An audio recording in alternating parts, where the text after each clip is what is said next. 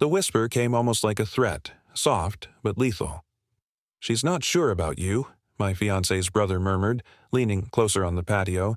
"But if you get her the gift she really wants, she'll go through with it." I smiled politely, hiding the storm that was forming inside me.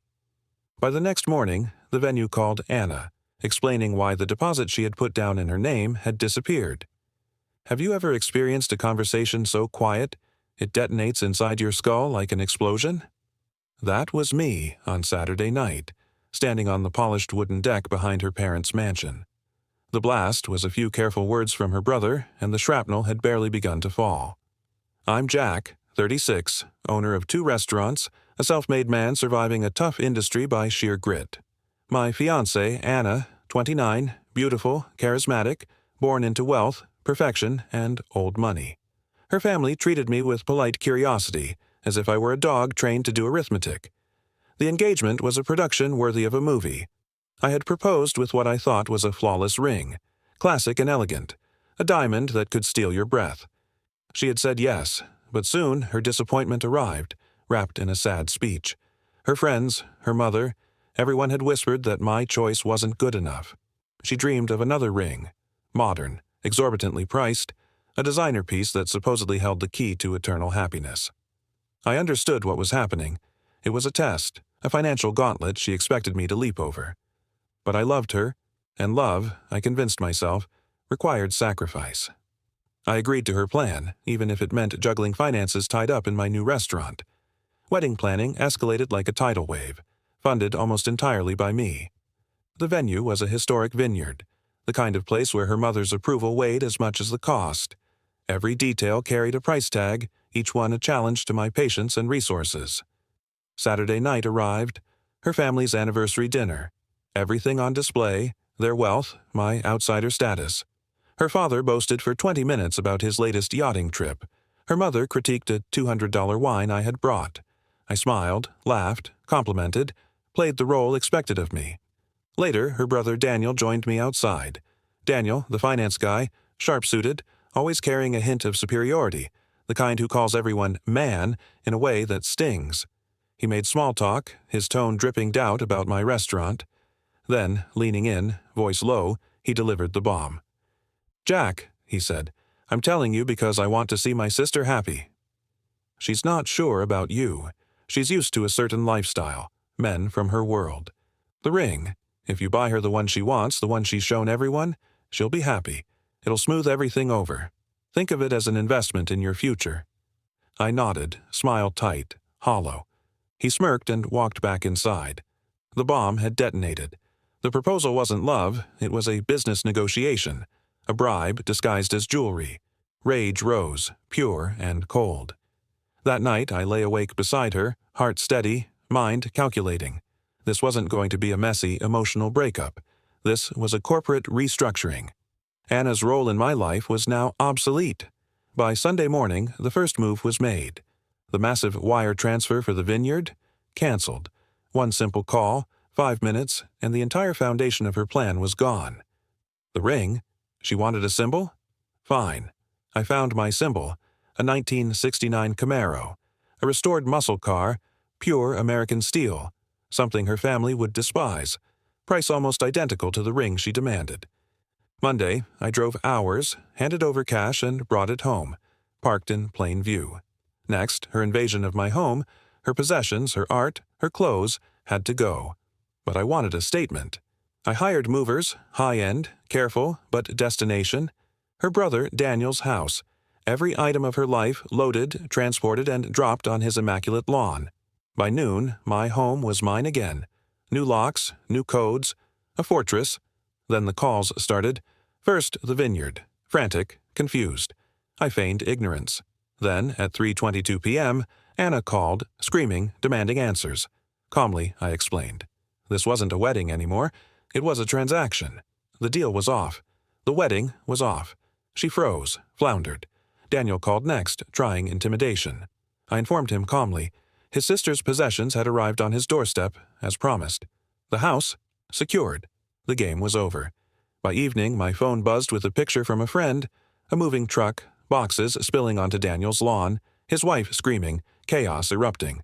I responded with one emoji: laughter. The next day, social media exploded. I was villainized.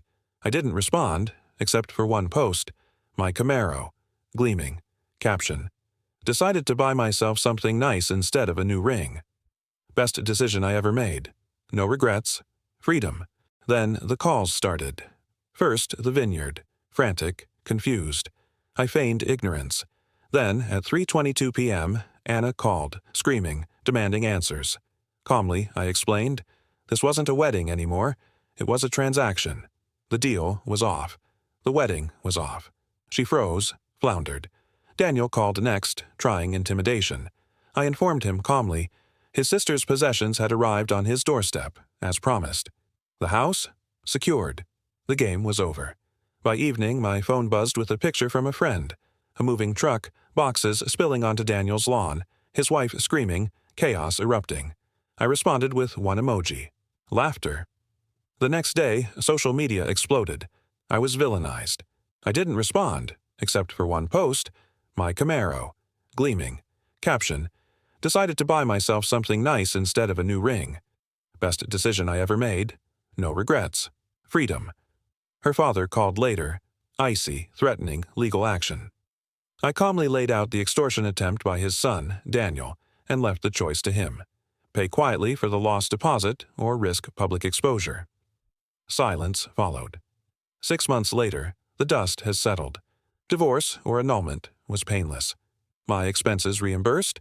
Not entirely, but the satisfaction was total. Anna's life? Ordinary. Her fantasy of luxury, dependent on me, shattered. She had to face reality. Meanwhile, I drive my Camaro, with a partner who loves the car, my freedom, and me, not what I can provide. In the end, the ultimate revenge wasn't humiliation or heartbreak. It was refusing to play her game. They saw me as a bank account, and I showed them I was priceless. Over the following months, the narrative around me slowly shifted. To Anna's circle, I remained the villain. Heartless, calculated, cold. Social media posts, whispers, and stories painted me as a man who had destroyed a fairy tale. I didn't defend myself. I let the truth speak through action rather than words. The Camaro, my restaurants, my life, all were living proof that I had reclaimed control. Anna's life, by contrast, became a cautionary tale. Her reliance on privilege, manipulation, and expectation had left her unprepared for reality. She had to work, plan, and manage her own existence without the safety net she assumed was guaranteed. The luxury she had demanded was no longer automatic. Every paycheck, every choice, every responsibility reminded her that nothing is owed. Her friends, once companions in her transactional view of relationships, drifted away when the glitter faded. Her relationship with Daniel also never recovered. The fallout of the moving truck incident, the humiliation, and the ethical questions at his firm created cracks that would not heal.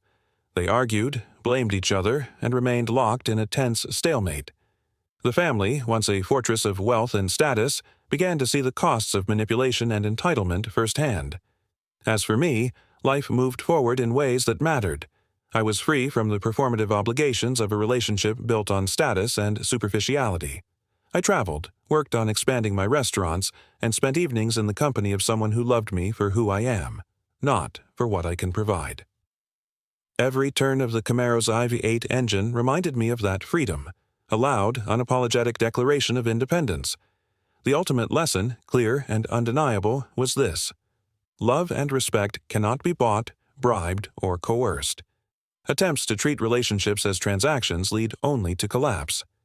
My refusal to participate in Anna's game was not revenge for its own sake. It was a restoration of self-respect, a reclaiming of personal sovereignty. The diamond she desired was replaced by steel, chrome, and independence, a tangible expression of a life lived on my terms. When I saw Anna one last time, I didn't need words, gestures, or triumph. A fleeting glance on the street, her eyes meeting mine briefly, was enough. No drama, no confrontation. I drove past, focused on my own happiness. She understood, without me saying a thing, that the deal she tried to enforce had failed. I had chosen freedom over transaction, self-worth over obligation, and love over manipulation. And in the end, that was victory enough.